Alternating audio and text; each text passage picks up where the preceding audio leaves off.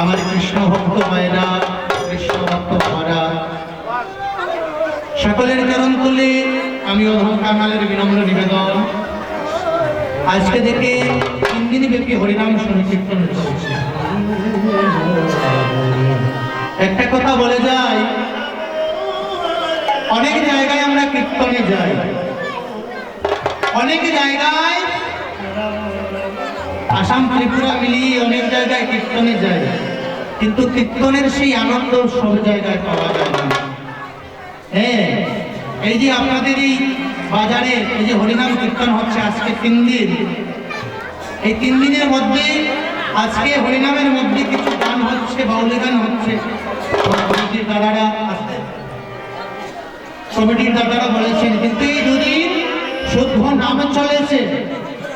এই যে নাম কীর্তনটা আজকাল আর দেখা যায় না, নাম কীর্তনটা আজকাল আর দেখা যায় না, সেটা বলতেই শুধু নাম কীর্তন।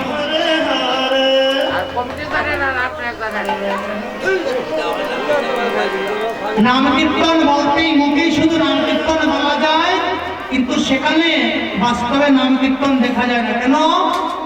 আমরা যে কীর্তনিয়ারা আসরে উঠি, আসরে উঠে আমরা কৃষ্ণ নাম গাইব না গান গাইব, সেটা আমরা নিজেই বুঝতে পারি না।